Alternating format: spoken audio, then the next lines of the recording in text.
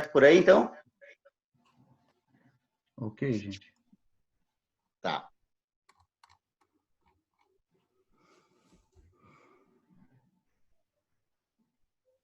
Então, boa noite, meus irmãos. Vamos dar início a mais uma noite da nossa reunião espírita, na nossa casa virtual, né? E agora a gente está dessa forma, passando as mensagens dessa forma. Então, eu vou começar pela leitura do Evangelho. Aí depois o nosso amigo Juliano, do Centro Espírita Libertação de Orleans, nos brindará com a palestra dele, né? O tema de Deus é Deus na visão espírita. E logo em seguida a gente já pede para quem quiser, né, deixar um copinho d'água separado para fluidificação. E no final a nossa irmã Michele fará a irradiação final. Reconhece o cristão por suas obras. Nem todos que dizem Senhor, Senhor, entrarão no reino dos céus, mas apenas aqueles que fizerem a vontade de meu Pai que está nos céus. Escutai essas palavras do Mestre, todos vós que rejeitais a doutrina espírita como obra do demônio. Abri os ouvidos, pois chegou o momento de ouvir. Basta trazer os sinais do Senhor para ser um fiel servidor? Basta dizer, sou cristão, para ser seguidor de Cristo? Procurai os verdadeiros cristãos e os reconhecereis por suas obras. Eis as palavras do Mestre. Uma boa árvore não pode dar maus frutos, nem uma árvore ruim dar bons frutos. Toda árvore que não dá bons frutos será cortada e lançada ao fogo. Discípulos de Cristo, compreendei-as bem. Quais são os frutos que deve produzir a árvore do cristianismo, a árvore majestosa, cujos ramos frondosos cobrem com sua sombra uma parte do mundo, mas que ainda não abrigaram todos aqueles que devem se reunir ao seu redor? Os frutos da árvore da vida são frutos de vida, de esperança e de fé. O cristianismo, tal como tem feito há muitos séculos, continua a pregar as divinas virtudes, procura distribuir seus frutos, mas poucos os colhem. A árvore é sempre boa, mas os jardineiros são maus. Eles amoldaram a sua vontade, talharam-na de acordo com suas necessidades, cortaram-na, diminuíram-na, mutilaram-na. Seus ramos estéreis já nem maus frutos produzem, porque não produzem nada mais. O viajante cansado, que para procurando em sua sombra o fruto da esperança, que deve lhe dar força e coragem, encontra apenas ramos áridos, que pronunciam a tempestade. Pede em vão o fruto de vida à árvore da vida. As folhas caem secas, a mão do homem as manuseou e remanejou tanto que as secou. Abri, pois, vossos ouvidos e vossos corações. Meus bem-amados, cultivai esta árvore da vida, cujos frutos dão a vida eterna. Aquele que a plantou vos convida a cuidar dela com amor, e as ireis dar ainda com abundância seus frutos divinos. Deixai-a tal como Cristo vô-la deu. Não as mutileis. Ela quer estender sobre o universo sua imensa sombra. Não corteis seus ramos. Seus frutos generosos caem em abundância para sustentar o viajante faminto que quer atingir o seu objetivo. Não os amontoeis para guardá-los e deixá-los apodrecer para que não sirvam a ninguém. Muitos são os chamados e poucos são os escolhidos. É que existem monopolizadores do pão da vida, como usado o pão material. Não vos coloquei dentre eles. A árvore que dá bons frutos deve distribuí-los para a sombra da árvore e partilhar com eles o abrigo que ela vos oferece. Não se colhem uvas dos espinheiros. Meus irmãos, afastai-vos daquele que vos chamam para vos arrastar para os espinheiros do caminho, e segui aqueles que vos conduzem à sombra da árvore da vida. O divino Salvador, o justo por excelência, disse, e suas palavras não passarão. Nem todos aqueles que me dizem, Senhor, Senhor, entrarão no reino dos céus, mas só aqueles que fizerem a vontade de meu Pai que está nos céus. Que o Senhor dê bênçãos vos abençoe. Que o Senhor dê luz vos ilumine. Que a árvore da vida vos ofereça seus frutos com abundância. Crede e orai. Simeão, Bordeaux, 1863. Então, com essa reflexão, e com a graça de Deus misericordioso, com o auxílio de nosso irmão maior Jesus Cristo, através dos nossos mentores da nossa Casa Espírita Ninho de Amor e de Luz, através de nossos mentores individuais, agradecemos a oportunidade de mais uma vez estarmos aqui para escutar e aprender sobre essa doutrina que tanto nos faz caminhar em busca de nossa evolução espiritual. Com gratidão em nossos corações, vamos dar início aos trabalhos de hoje, passando a palavra ao nosso irmão Juliano. Fique à vontade, a casa é Olá. sua. Obrigado, boa noite a todos. Só uma dúvida, vocês estão vendo a tela do meu computador, no caso, né? O que eu projetei, né? É isso, né? Vocês não estão me vendo, no caso, né, gente? É isso, né? Isso, a gente consegue ver. Eu pergunto porque, assim, a primeira vez que eu faço pelo Zoom e projeto umas telas de slide, então é só para tirar a dúvida, né? Está o slide da imagem, aquela da Sistina, da Capela Isso, Sistina. exatamente. E a leitura que o nosso irmão fez, quando fala Senhor, Senhor, muitos remete a uma imagem parecida com essa. Muitos de nós têm a imagem de Deus como sendo esse senhor de idade, com os cabelos brancos, sentado num trono, né? Aproximando-se de Adão, inclusive essa é a representação da criação de Adão, que está lá na Capela Sistina, pintada por Michelangelo em 1507, mais ou menos.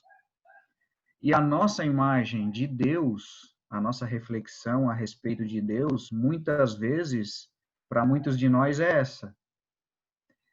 É uma questão que nós precisamos refletir para desconstruir essa imagem de Deus que temos desse Senhor que está num trono, em um local específico. E a gente vai entender o porquê com a doutrina espírita, com bases lógicas, com bases racionais. Então, primeiro de tudo, a gente precisa desconstruir a ideia que temos de Deus, deixar o copo vazio, para experimentarmos uma nova e ampla reflexão sobre Deus. E a gente começa lá com a questão número 1 do Livro dos Espíritos, e não por acaso Kardec colocou ela como a primeira questão, que é a questão: que é Deus?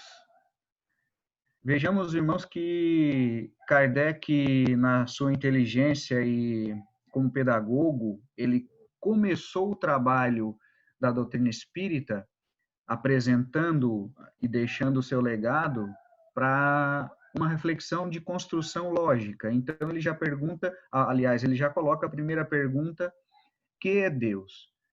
Porque essa é uma base que a gente precisa aprender e entender para depois, ao longo dos estudos, né, da doutrina espírita, a gente ter uma base lógica para compreender. E o Kardec, como ele era muito inteligente, ele não pergunta quem é Deus ou o que é Deus, justamente para não induzir a espiritualidade que ele questionava, e também para não induzir a nós, leitores, a uma pré-reflexão, uma reflexão pré-concebida. Então, ele questiona: que é Deus? E a resposta da espiritualidade, que é: Deus é a inteligência suprema, a causa primária de todas as coisas. Muito importante a gente refletir sobre isso. Inteligência suprema. Então, a gente imagina as pessoas mais inteligentes das diversas épocas da humanidade na história conhecida. A gente pode imaginar o próprio Michelangelo como uma grande inteligência na área da pintura. Podemos imaginar Albert Einstein, Mozart, Beethoven, enfim, várias pessoas em várias áreas diferentes que apresentaram habilidades tremendas nas áreas que atuavam. E a gente poderia até dizer de alguns deles que eram pessoas gênios, que eram superdotados, né? Mas a inteligência deles, somadas, e de todas as outras inteligências em cada uma nas suas áreas, pegamos aí, agora recente, o desencarne nos últimos tempos, né, do Stephen Hawking, né, se eu não me engano o nome é esse, de uma grande inteligência na área da física quântica, astronomia, enfim, da cosmologia, e juntamos todos eles, que vai ficar ainda muito, muito longe dessa inteligência suprema que a espiritualidade está colocando. Então é importante a gente fazer essas reflexões, começar a pensar sobre isso. E a causa primária. Então a gente está hoje, cada um na sua casa, alguns no trabalho ainda, de repente, com um copo d'água do lado, com um aquecedor nesse frio, usufruindo da internet, né? Mas quem criou tudo isso? Ou, por exemplo, vamos pegar um exemplo mais simples. O nosso copo de água. O vidro que constitui o copo veio de uma matéria-prima, que é uma areia específica, com algumas misturas. Então, a gente sabe que o vidro veio dessa areia, dessa matéria-prima. Essa areia veio de alguns elementos que a gente não saberia dizer, que não é o nosso caso, não somos estudiosos no assunto.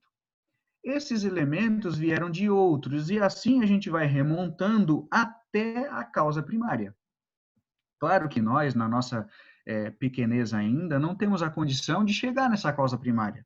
Mas tudo que a gente pegar e for analisar, tem a sua causa primária, e ela vai ser a causa primária Deus. Isso é importante a gente refletir. Então, no nosso corpo físico, tem vários elementos, mas a causa primária desses elementos é Deus. E a gente não se dá conta disso, porque a gente pega muito do que tem hoje pronto, né? Aqueles de nós que já têm uma certa idade, vai saber que há tempos atrás não existia a internet. Como era o trabalho sem a internet, e antes disso ainda, né? E as causas, enfim.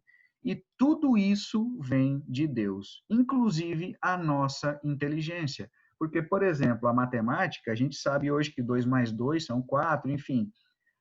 Desde o mais básico da adição, da subtração, até o mais complexo da física quântica, o homem pode, através da sua inteligência, descobrir e aprender. Mas quem criou a física quântica? Quem criou a lógica da somatória, da divisão, da subtração? Foi essa causa primária. Então a gente se pergunta, né? Onde se pode encontrar a prova da existência de Deus? Questão também número 4 do Livro dos Espíritos, que muitos de nós questiona a si mesmo. Aonde que a gente pode encontrar as provas, se é que Deus existe? E aí a espiritualidade responde, num axioma que aplicais às vossas ciências, que é, não há efeito sem causa. Procurai a causa de tudo o que não é obra do homem, e a vossa razão responderá.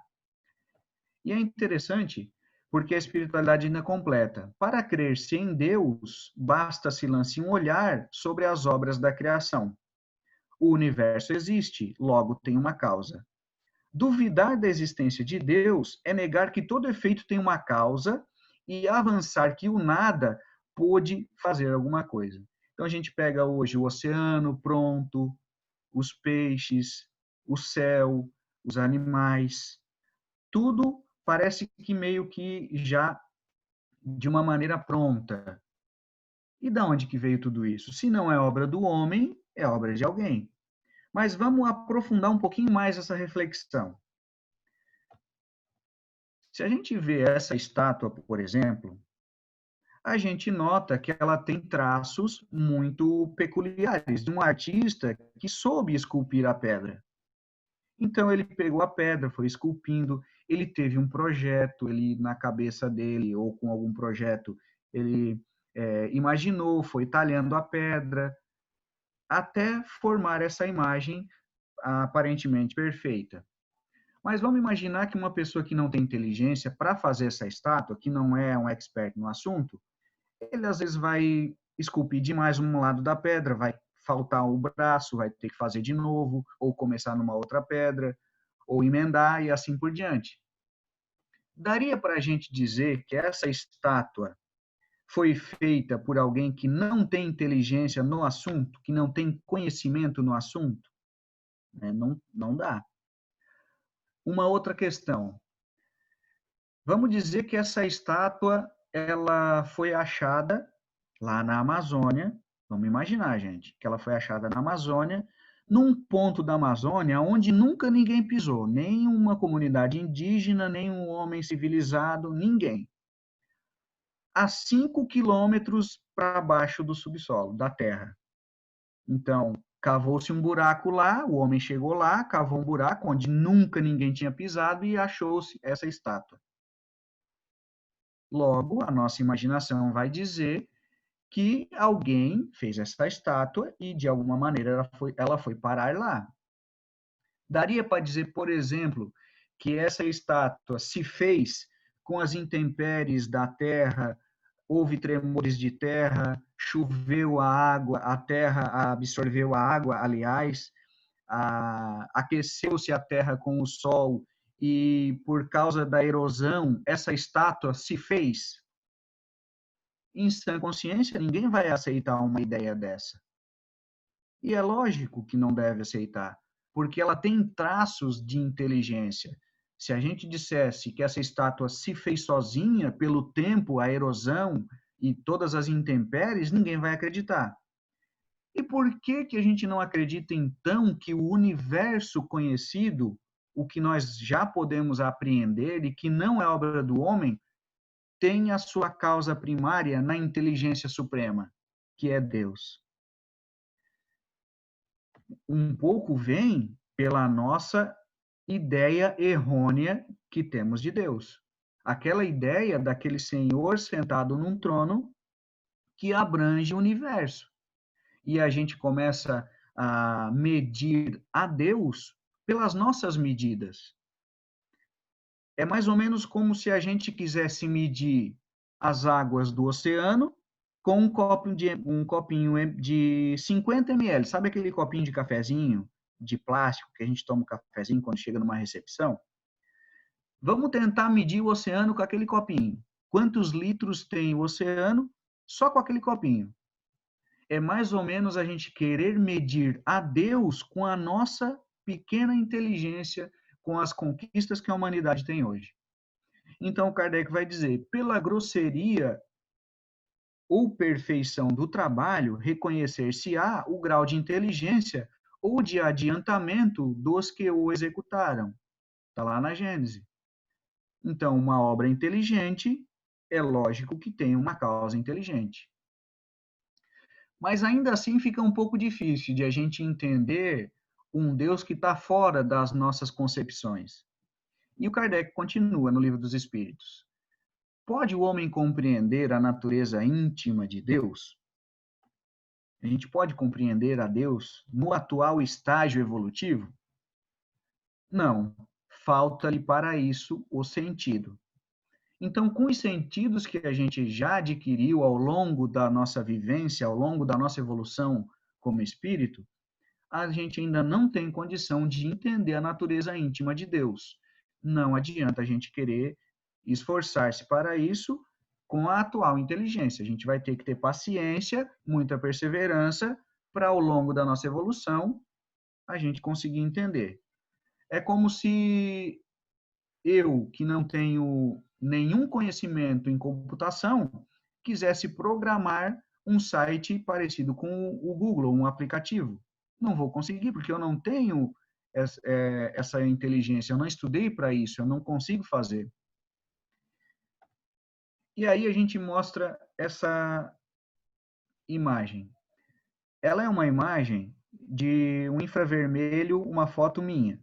Na verdade, estou brincando, gente. É uma foto de um cão, é uma foto infravermelha. Quando a gente não conhecia o infravermelho, a gente não sabia que ele existia, mas não poderíamos dizer que ele não existia. A gente só não sabia que ele existia. Hoje nós sabemos através de equipamentos. Nós não temos a visão infravermelha. O ser humano não tem essa capacidade. Como muitos outros sentidos da humanidade, do ser humano, nos animais é muito mais apurado, como, por exemplo, a audição, a visão de um cão é muito mais apurada do que o sentido de um ser humano. Mas porque eu não consigo enxergar no infravermelho, numa visão raio-x, eu vou dizer que ela não existe? É lógico que não. E daí a gente consegue sondar quantas visões ainda existem que a gente ainda não conseguiu descobrir nem com aparelhos. Como, por exemplo, o plano espiritual, que hoje algumas pessoas têm um sentido mais apurado, que a gente chama de mediunidade, e consegue ter esse intercâmbio com o plano espiritual. Quiçá um dia a gente vai ter um aparelho que possa ter uma interação maior com o plano espiritual. E aí Kardec continua. Será dado um dia ao homem compreender o mistério da divindade, a espiritualidade, quando não mais tiver o espírito obscurecido pela matéria, quando pela sua perfeição se houver aproximado de Deus, ele o verá e compreenderá. A inferioridade das faculdades do homem não lhe permite compreender a natureza íntima de Deus.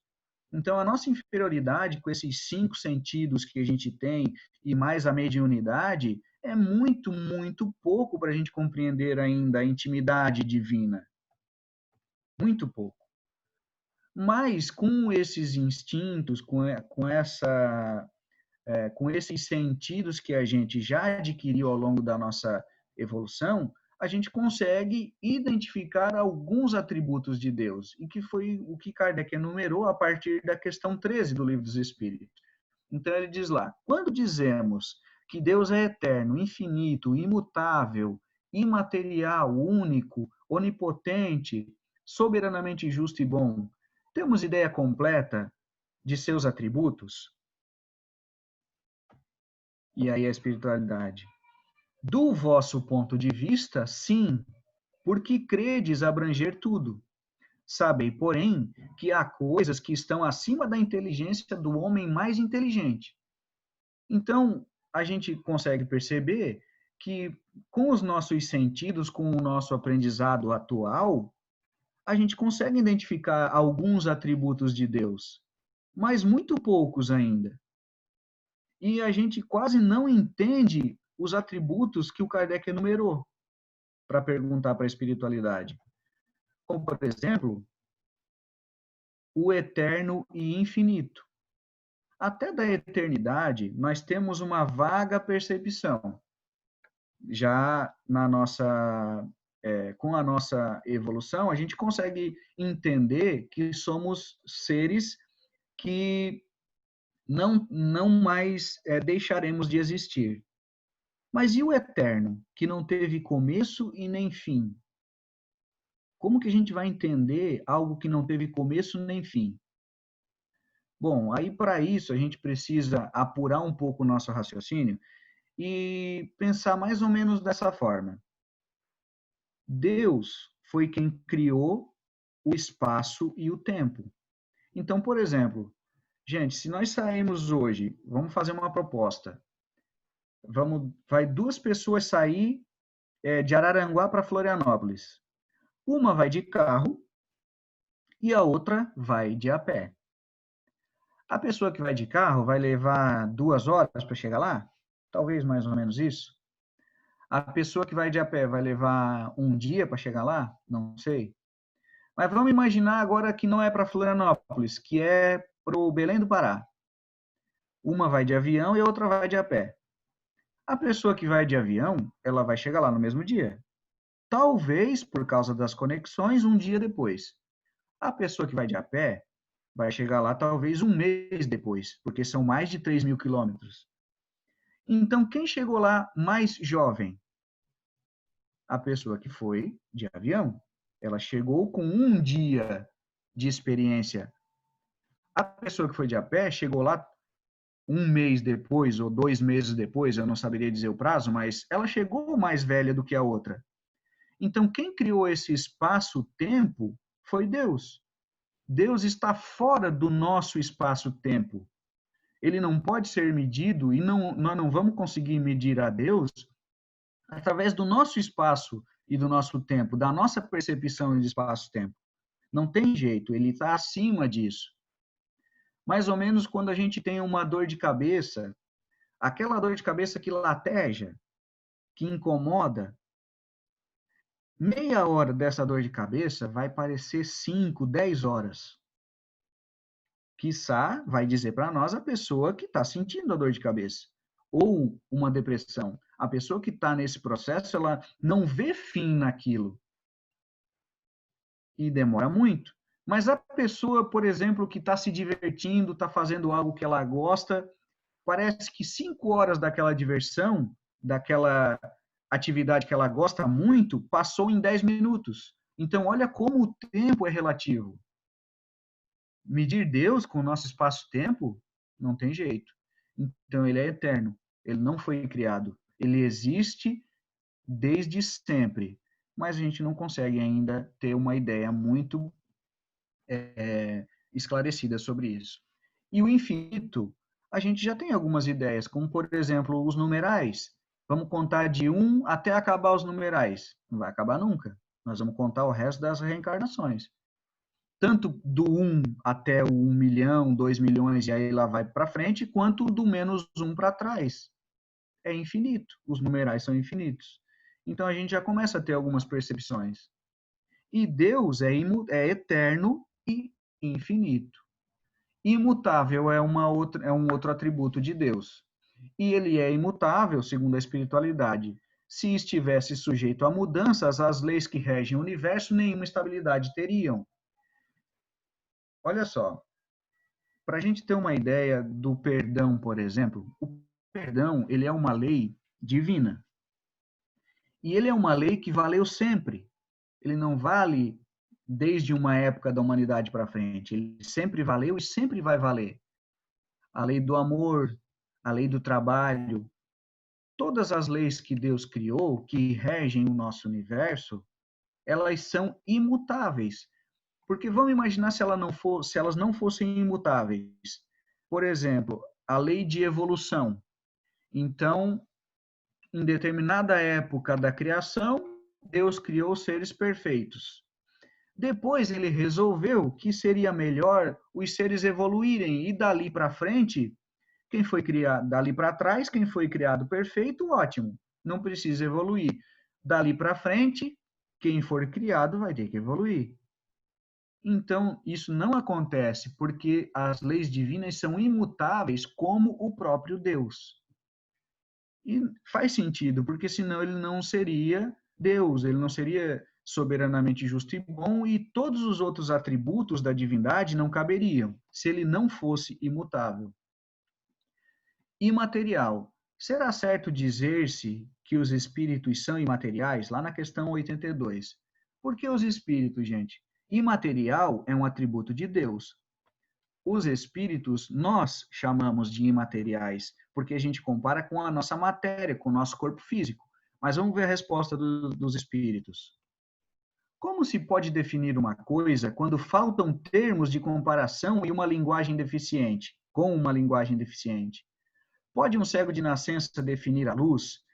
Então, imaterial não é bem o termo. Incorpóreo seria o mais exato, pois deves compreender que, sendo uma criação, o espírito há de ser alguma coisa. Então, imaterial é um atributo de Deus. Os espíritos, ainda que na centelha, é alguma coisa, não é imaterial. Ele é único. Se muitos deuses houvesse, não haveria unidade de vistas nem unidade de poder na ordem da criação. E é lógico, dois seres que tivessem, por mais que tivessem afinidades e pensamentos iguais, em algum momento da criação, em algum momento da existência deles, eles iam divergir em alguma coisa. E aquele que tivesse mais poder, então seria Deus. Então Deus é único. E é onipotente. E ele o é porque é único. Poderoso ou tão poderoso quanto ele, que então não teria feito todas as coisas. As que não houvessem feito seriam obra de outro Deus. E aí a gente fica imaginando, a gente pode colocar aqui no exemplo do onipotente, aquela questão de Deus e do diabo, que a gente, quando criança, imaginava uma guerra, né? Entre Deus e o diabo, ora um ganha, ora outro ganha, e assim não é. Numa guerra, por exemplo, ganhando diversas batalhas. E o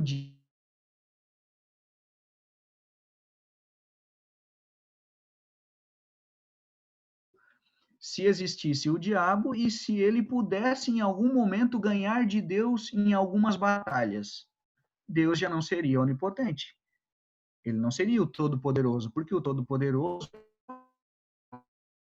é todo-poderoso e ganha sempre. Ele tem sempre a razão e assim, se houvesse algum que pudesse ter alguns das suas cidades ou mais, já que ele seria Deus. Não sei se o meu pensamento ficou claro. Gente, vocês estão me ouvindo? É que eu estou vendo a tela do computador, só não estou vendo ninguém. Olá, pessoal. Ok. Não, tá perfeito, tá perfeito. Pode continuar. Todo Eu mundo acho que escutando. nós estamos com um ponto avançado já, né? Não, que horas é? Não, pode seguir. Que hora é? Certo, eu vou tentar ir bem rapidinho, então. Tem mais uns 20 minutinhos ainda. Beleza, ótimo, obrigado.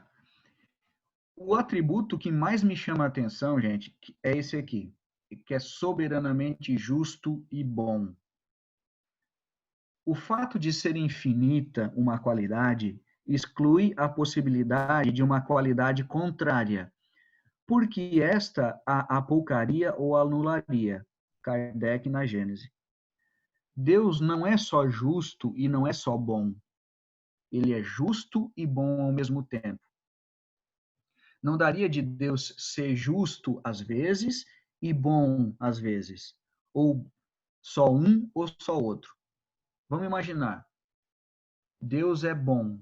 Então, se ele é bom, só bom ao infinito, mas ele não é justo, eu vou fazer uma coisa errada, sou filho dele, ele vai me perdoar, vai passar a mão na minha cabeça, consequentemente vai estar deixando, não vai me corrigir, porque ele é muito bom, ele é bom ao extremo, ao infinito, só que ele não é justo, e assim não vai fazer com que eu aprenda, vai passar a mão na minha cabeça.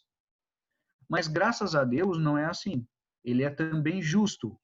Então, se eu destruir alguma coisa, ele é tão bom, mas tão bom e tão justo que ele vai fazer com que eu aprenda a reconstruir e que eu aprenda que eu não devo mais destruir aquilo. Olha a justiça e a bondade, ou, melhor dizendo, a justiça e a misericórdia de Deus trabalhando junto.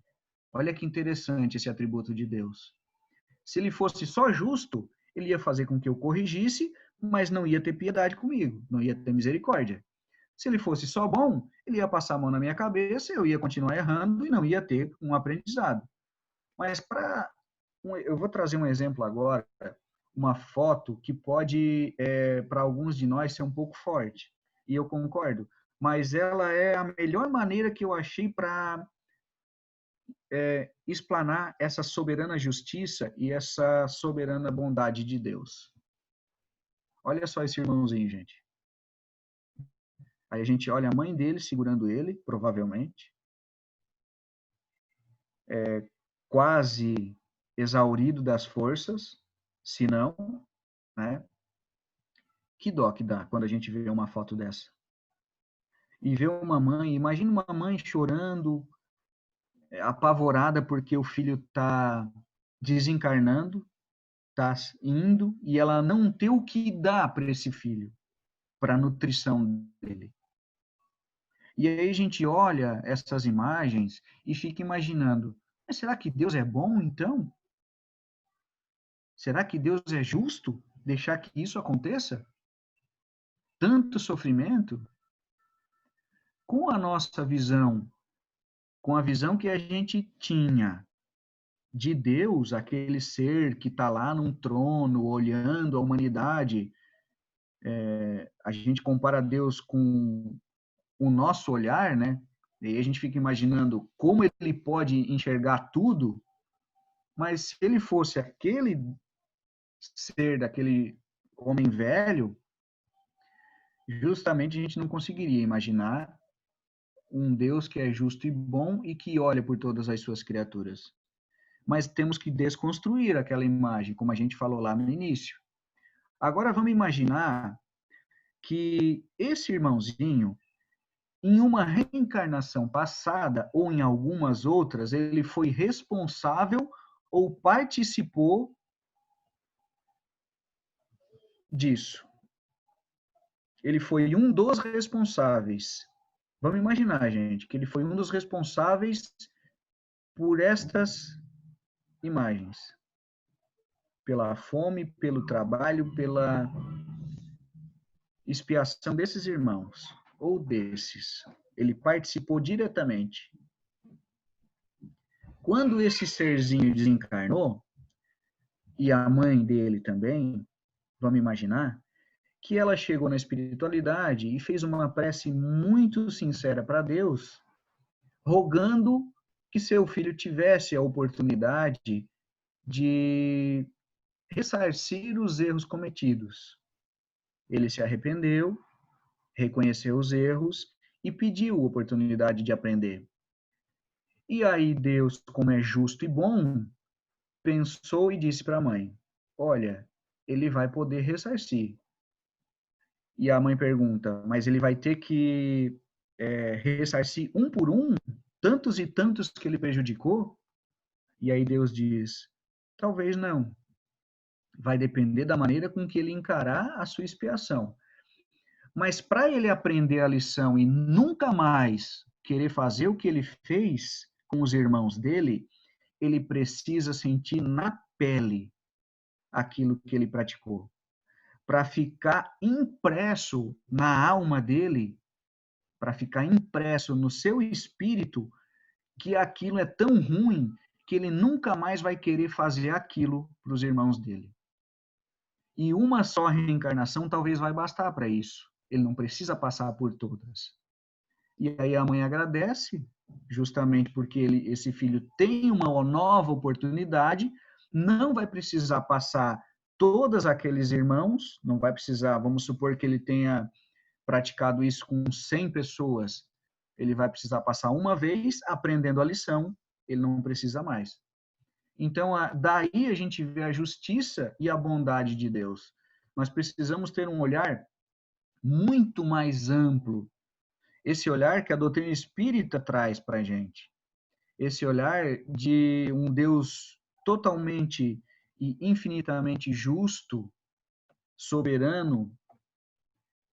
E as três reflexões que ficam para a gente com essa explanação seriam de esse Deus justo e bom, dessa providência divina e desse amor supremo e infinito, que vai sempre nos dar possibilidades e mais possibilidades para o nosso crescimento espiritual.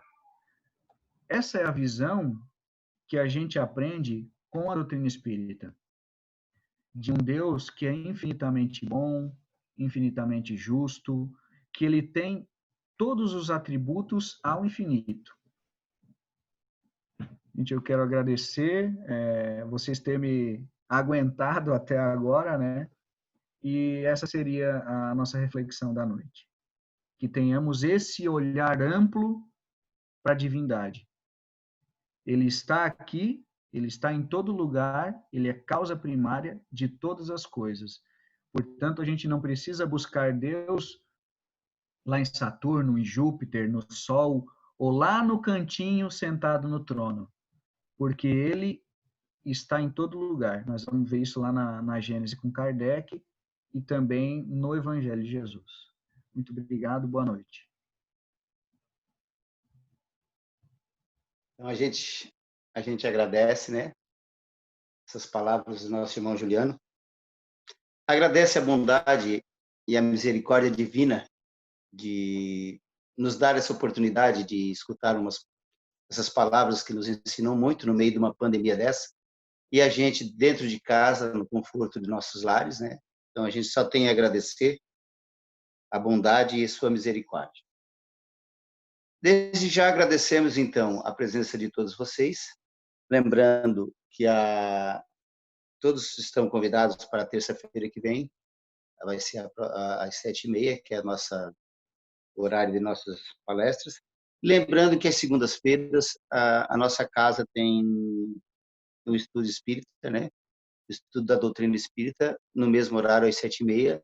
Então, quem quiser participar, é só entrar em contato com a gente, que a gente te manda o link, para participar desses nossos estudos.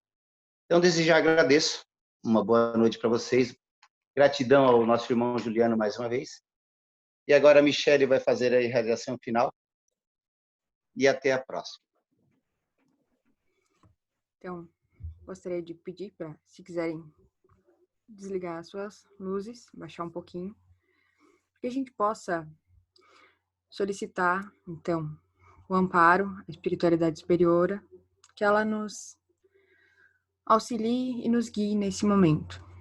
Que a água que nós temos possa ser fluidificada com toda a energia, com todos os bálsamos que nós precisamos para as nossas dores físicas, dores espirituais, para dores da alma que muitas vezes a gente nem reconhece que tem. Pedimos então que a espiritualidade superiora nos auxilie nesse momento e passe e esteja conosco todos os momentos, nos auxiliando, nos intuindo e mostrando quais são as lições, quais são as informações que nós precisamos para superar esse momento com força, com entendimento e que nós possamos compreender quais são as necessidades em que todo o planeta precisa aprender para que nós possamos superar mais essa crise. Que nós possamos emanar uma grande luz dourada, uma luz verde de cura, para todos os irmãos que encontram-se enfermos nos hospitais, todas as pessoas nos asilos, nos orfanatos, que eles possam receber toda essa energia, toda essa luz e o apoio da espiritualidade nesse momento, e que nós também possamos lembrar dos nossos irmãos da casa, que muitas vezes não estão conseguindo nos acompanhar nesse momento, mas que eles sintam também em seus corações a energia que nós estamos enviando. Que a espiritualidade amiga nos ampare e que nós possamos ter uma boa noite e uma boa semana. Que nós possamos ser hoje melhores do que nós fomos ontem. E que amanhã nós possamos aprender um pouquinho mais. Que todos os dias o nosso crescimento, a nossa evolução seja um pouco maior. Que talvez nós não avancemos grandes passos, mas que nós possamos aprender cada dia um grãozinho de informação e de crescimento moral e espiritual, que essa doutrina tanto nos ampara, que ela nos consola e que ela nos permite sermos sempre melhores do que fomos ontem. Que tenhamos uma boa noite, que estejam todos com seus guias, com seus anjos de guarda, que assim seja. Vamos rezar uma oração do Santo Anjo. Santo Anjo do Senhor, meu zeloso e guardador, se a ti me confiou a piedade divina, sempre me rege, me guarde, me governe, me ilumine. Amém. Que assim seja. Boa noite a todos. Boa noite a todos. Boa noite. Boa noite.